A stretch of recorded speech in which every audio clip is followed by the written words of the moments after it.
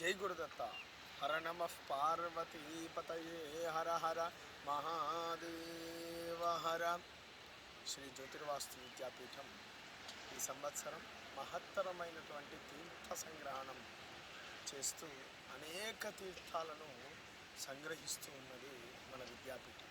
అందులో భాగంగా ఒడిశా రాష్ట్రంలోని గంజాం ప్రాంతంలో అతి గొప్పనైనటువంటి నది ఋషితుల్య నది. దాన్నే ఋషికుల్య నది అని కూడా పిలుస్తూ ఉంటారు. ఈ నది పేరు ఋషితుల్య నది.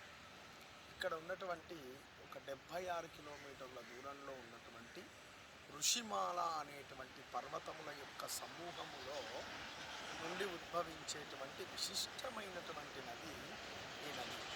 ఆ ఋషిమాల ప్రాంతాన్నే కాశ్మీర్ ఒడిశా అని పిలుస్తారు. ఒడిశాలో ఉన్నటువంటి కాశ్మీర్ అంటూ ఉంటారు.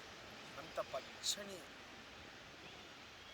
ఆహ్లాదకరమైనటువంటి వాతావరణానికి చిహ్నమైనటువంటి 7 పర్వత పంక్తుల యొక్క మాల, దాన్నే ఋషిమాల పర్వతములు అని అంటారు. ఆ ఋషిమాల పర్వతములో నుంచి ఉద్భవించినటువంటి ఈ ఋషితుల్య నది, ఆ 7 ఆ పర్వతములు దేనికి సంకేతము అంటే సప్త ఋషులకు సంకేతమైనటువంటి పర్వతం.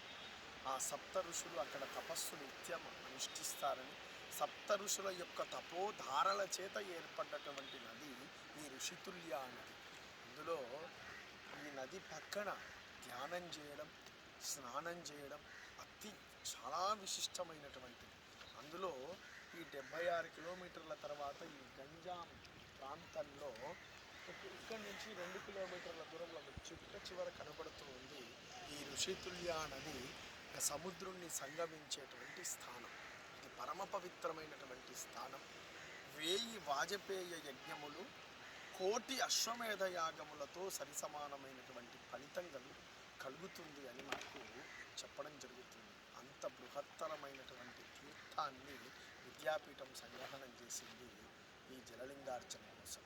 ఇటువంటి అమృతతుల్యమైనటువంటి తీర్థము ద్వారా నిర్మితమైనటువంటి లింగాన్ని దర్శిస్తే అఖండమైనటువంటి యాగాలు చేసినటువంటి ఫలితంతో పాటు ఈ ఋషితుల్య పవిత్రమైనటువంటి ఋషితుల్య నదిలో స్నానం చేసినటువంటి ఫలితం కూడా మనకు కలగబోతుంది.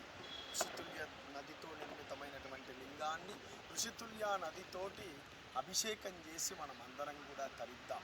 తప్పకుండా జలలింగార్చనలో మన కుటుంబ బంధుమిత్రులందరితో సహా పాల్గొని ఆ జలలింగేశ్వరుని యొక్క పరిపూర్ణమైనటువంటి అనుగ్రహాన్ని పొందుదాం. జై గురుదత్త. జలలింగేశ్వర భగవానికి జై.